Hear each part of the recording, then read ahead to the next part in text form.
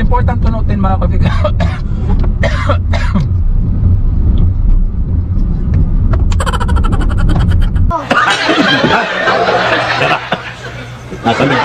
Konting paghila, konting pagtulak lang ay may papasok mo siya freely at madali lamang. Huwag mong ipipilit kapag ayaw. Parang yung nililigawan mo, kapag ayaw sa'yo, huwag mong pilitin. Antindi mo rin. Ako kinakwento ko sa inyo totoo. Huwag mong pilitin. Pero try and try until you succeed, di ba? Pero kung ayaw talaga, huwag mo lang ipilit. Okay? Good day mga ka-fix-it! Usapang neutral. Yan ang ibabahagi ko sa iyo ngayon in this episode of Fix It Dennis, fixing the way we drive.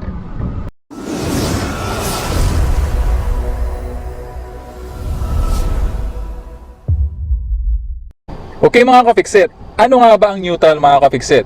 And paano ito hanapin sa ating cambio or sa ating gear selector o yung iba tinatawag itong shift knob mga ka-fix-it? So where is neutral gear in a car mga ka-fix-it, no? On a car's manual gear stick, on a standard 5-speed manual transmission, kagaya nitong transmission ng ating sasakyan, si Mitsubishi Mirage GLX 2014 model, it has a 5-speed manual transmission gearbox. Neutral is the center horizontal line that extends between the lowest gear, first, and the highest gears. So while in neutral, if a gear stick is left untouched mga ka-fix-it, it will naturally sit between third and fourth gear mga ka-fix-it, no? So ibig sabihin mga ka-fix-it, ito kung mapapansin ninyo, this is a 5-speed manual gearbox. So ayan, may 1, 2, 3, 4, 5, and R.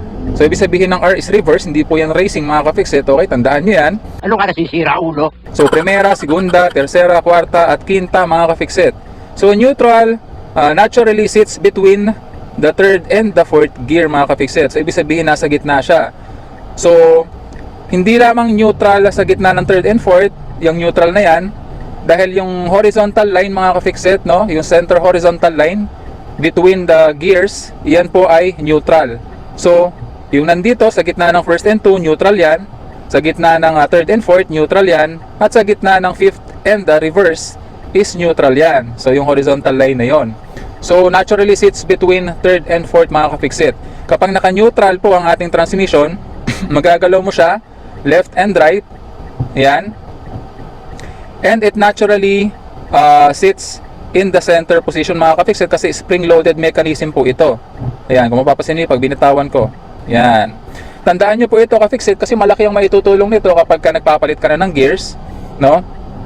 Dahil madali mo siyang maililipat sa third and fourth, sa second, fifth, first, reverse kung alam mo na spring-loaded mechanism yung iyong neutral at bumabalik siya sa gitna naturally. Kagaya na lamang nito, kakambyo ko ng first gear. Ayan. First gear, so halimbawa magsi-second gear ako, palming method lang, ililipat ko lang ng paganyan hanggang sa mag-second gear.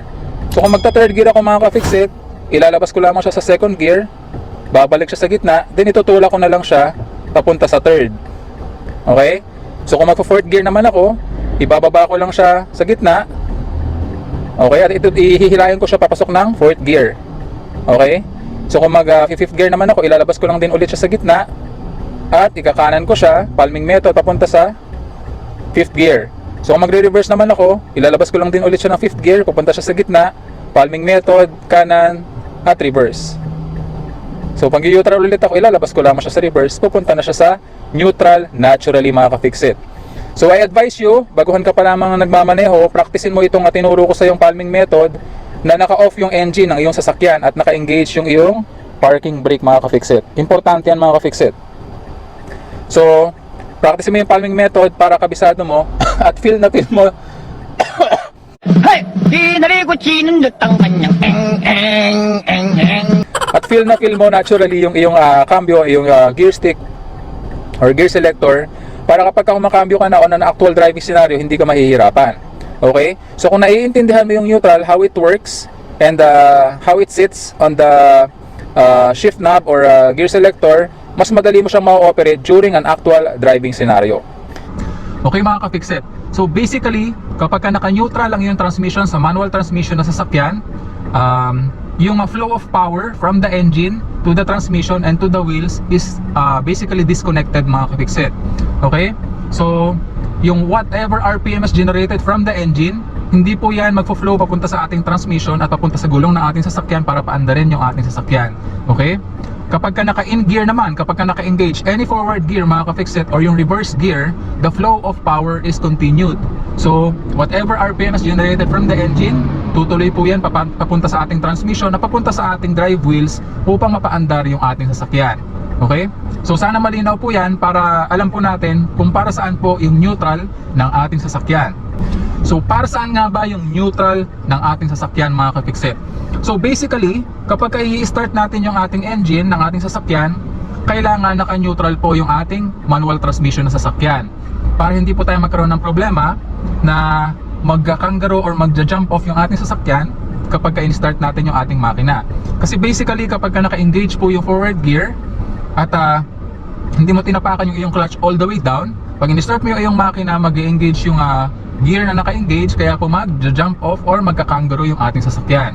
So, yung ibang sasakyan mga ka-fixit, kailangan mo pang tapakan yung clutch all the way down para ma-start mo yung makina. So, kahit naka-engage yung gear, hindi magja-jump off yung sasakyan. Pero dito sa particular model na to, Mitsubishi Mirage 2014 GLX model, kahit hindi mo natapakan yung clutch all the way down, mai-start mo yung makina. So, kung naka-engage yung gear, magkakanggaro ka.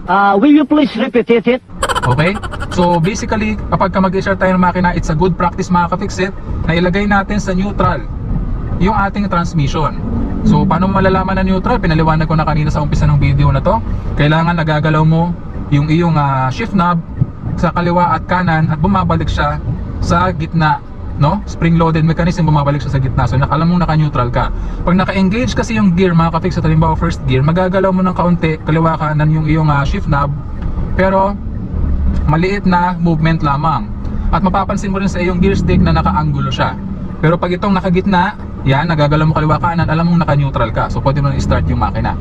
So ano pa nga ba yung ibang silbi ng neutral mga ka-fixit, no? Magagamit mo rin ng neutral kapag ikaw ay pumaparada. So pag hinto ng sasakyan, nakatapa ka pa sa clutch all the way down, nakatapa ka sa preno, so ilagay mo sa neutral. Halimbawa naka-in gear tayo, no? Yan, first gear. So pag hinto ng sasakyan, nakatapa ka pa sa clutch, habang nakatapa ka sa foot brake, ilagay mo siya sa neutral, pakawalan mo yung iyong clutch all the way up, engage mo yung iyong handbrake or yung iyong parking brake, at pwede mo nang bitawan yung iyong foot brake mga ka-fixit, pwede mo nang i-off yung makina ng iyong sasakyan. Okay, at pag na-off mo na lahat ng iba pang mga accessories na naka-on, like the aircon, radio kahit di na, yung ilaw, o kung ano mang naka-on dyan na accessories, no, na-off mo na lahat, pwede mo ulit i-clutch all the way down at mag-engage ka ng gear. Depende kung saan ka nakaparada, flat, uphill or downhill road, yung i-engage mong gear. Meron na akong ginawang video tungkol dyan, how to park your car securely on flat, uphill and downhill road. Maglalagay ako ng link ng video na sa upper right portion ng video na to, and this is the description below para mapanood mo. Very educational yung video na yun mga ka-fixit. Okay? Saan pa nga ba natin ginagamit ang neutral mga ka-fixit? Kapag ka naka-stuck tayo sa traffic mga ka-fixit, lalo na sa mga intersection na may stoplight na may number na matagal, so it's a good practice na i-neutral mo yung transmission para makapagpahinga yung iyong mga paa sa iyong mga pedals. Maalis mo yan sa mga pedals na makapagpahinga, lalo na kapag long drive. Huwag mo lamang kalimutang i-engage yung iyong parking brake o yung handbrake kapag neutral mo yung iyong sasakyan upang hindi gumalaw yung iyong sasakyan pag pinakawalan mo na yung foot brake. It's a good practice din na ilagay natin sa neutral yung transmission ng ating sasakyan kapag ito-tow ito kapag tayo ay nasiraan, no? Siyempre pag hinilayan ng towing at naka-engage yung gear, maaaring masira yung ating transmission. Anyway, i-advise din naman kayo ng towing na i-neutral yung iyong sasakyan para mahila nila ng maayos yung iyong sasakyan at walang maging problema sa iyong transmission. Okay mga ka-fixit, malaki rin ang pakinabang ng neutral kapag halimbawa hindi mo ma-start yung iyong sasakyan o nasiraan ka sa gitna ng kalsada at kailangan mong itabi yung iyong sasakyan. So syempre madali mong maitutulak yung iyong sasakyan kapag nilagay mo siya sa neutral para maitabi mo yung iyong sasakyan on a safe side of the road or para ma-check mo yung problema na yung sasakyan, no? Sa mga nag-iisip dyan at mga nagsasabi na yung automatic daw hindi raw na itutulak or hindi raw na itatabi kapag ka nasira sa gitna ng kalsada, maling paniniwala po yan. Pwede nyo pong itabi kasi meron din pong neutral ang automatic transmission ng sasakyan. Meron nga lang pong pagkakataon may kailangan ka pang susian or kailangan kang tusukin sa iyong gear selector para mailipat mo siya sa neutral kapag ka nasiraan yung iyong sasakyan, no? So that is on another topic, another video yan mga ka-fixit. So ngayon, ipapakita ko sa iyo kung paano ginagamit ang neutral on an actual driving scenario mga ka-fixit. Okay? So naka-neutral tayo ngayon, naka-start na yung ating makina. So tatapakan ko yung ating foot brake para ma-disengage ko yung ating handbrake. Clutch all the way down, first gear. So puproceed na tayo. Alisin ko na siya sa pagkaka hazard. Second gear. Ayan, sa palming method mga ka-fixit, kapag ka nag-change gear tayo, madali natin naililipat yung gear on another gear sa ating transmission kapag ka alam natin kung paano gamitin yung neutral. Ayan, nag-neutral ako para ma-free up ko yung kaliwa kong paa sa ating clutch pedal. So kapag ka pwede na, engage ko ulit yung forward gear para tayo ay makaproceed. So ngayon na nag-aaral ka pa lamang magmaneho mga ka-fixit, importanteng matutunan mo to. Clutch all the way down, palming method, lagay ko sa neutral tapos kaliwa ulit, second gear. Okay? Mas madali mong mahahanap yung kasunod na gear kapag ka alam mo yung neutral, kasi pwede mong ilagay muna sa neutral tapos saka mo siya ililipat dun sa susunod na gear. O, halimbawa, increase ko yung RPM natin, so magta-transfer ako to third gear. Shift ako to third gear, clutch all the way down, lagay ko sa neutral. Okay, then tutulak ko lang siya, pasok na ako ng third gear. Okay mga ka-fixit? So mas nagiging madali yung pag-shift natin sa ating manual transmission na sasakyan. Okay? So yan, kagaya nito, medyo nagbabagal na. So pepreno ako, ilalagay ko sa neutral. Ayan. So hindi tayo mag-i-stop, so ibabalik ko siya sa first gear mga ka-fixit.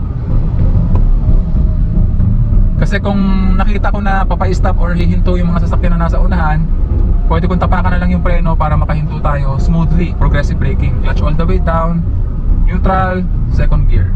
Okay? Pero pwede rin naman na palming method, diretso second gear muna, no? Para mas mabilis.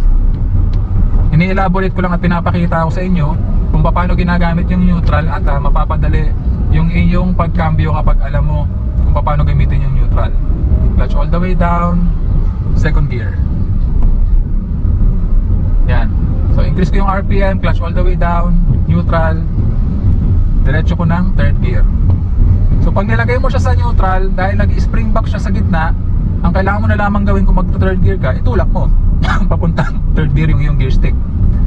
So kung magpa-fourth gear ka naman, ilalagay mo lamang sa neutral na ganyan, tapos hihilain mo siya papunta sa fourth gear. Okay, so mas nagiging madali yung iyong pagkambyo. Ito ay sa 5-speed manual transmission gearbox. Medyo maiiba ito sa ibang modelo na sasakyan kasi yung iba 6-speed manual gearbox. So saan pa nga ba nagagamit yung neutral na yan mga ka-fixit? No? Kagaya ng ginagawa ko at pinopromote ko sa channel na to, kapag kapapahinto na yung ating sasakyan, no? At a very slow speed, pwede kang mag-post in neutral kapag yung speed ng iyong sasakyan is below 20 km/h na at papahinto na yung iyong sasakyan. Yan, so pwede mong clutch, papreno ka na, so clutch all the way down, tapos lagay mo sa neutral as your vehicle comes to a complete stop mga ka-fixit.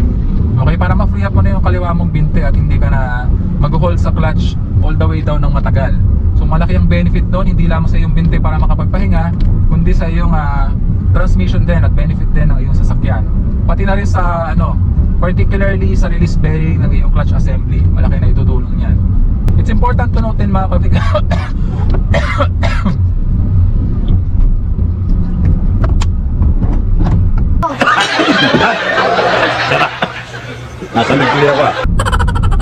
It's important to note din mga ka-fixit na kapag kumakambyo tayo or nililipat natin yung ating gear selector sa iba't ibang gears, huwag mo ipipilit ipasok kapag ayaw pumasok mga ka-fixit. Okay? Dahan-dahan lang, dapat freely makakapasok siya kapag binigyan mo siya konting force lang or konting paghila, konting pagtulak lang ay may papasok mo siya freely at madali lamang. Huwag mong ipipilit kapag ayaw. Parang yung nililigawan mo, kapag kaayaw sa'yo, huwag mong pilitin. Ang tindi mo rin. Ako ang kinakwento ko sa inyo, totoo. Huwag mong pilitin. Pero try and try until you succeed, di ba? Pero kung ayaw talaga, huwag mo lang ipilit. Okay? Okay mga ka-fixit, ito, nasa slow moving traffic tayo. Magagamit natin yung neutral dito mga ka-fixit. As I said earlier, ayan, preno, clutch all the way down, neutral. Progressive braking hanggang makahinto until we come to a complete stop. Kita nyo bago pa tayo nakahinto, na-free up ko na yung aking kaliwang paa mula sa clutch pedal. O, diba? Di nakapagpahinga yung ating kaliwang paa. Ayan. So clutch all the way down ulit, neutral. Ayan, I'm coasting in neutral at a very safe speed, very manageable speed. So kagaya na sinabi ko dun sa isa kong video, coasting in neutral, na nagiging delikado lang mga coasting in neutral when you're coasting in neutral at high speeds mga ka-fixit. So kung di mo pa napanood yung video na yon, coasting in neutral, maglalagay ako ng link ng video na yun sa upper right portion ng video na to sa description below para mapanood mo. Yan, liliko tayo dito mga ka-fixit. Dahil ito na ating daan pa uwi. So clutch all the way down ulit tayo, waiting for a safe opportunity. At yan, pwede na.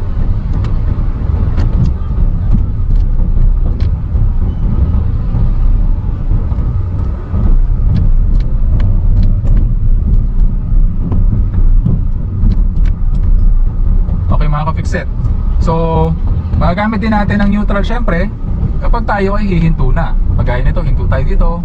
So clutch all the way down, preno, neutral ko na.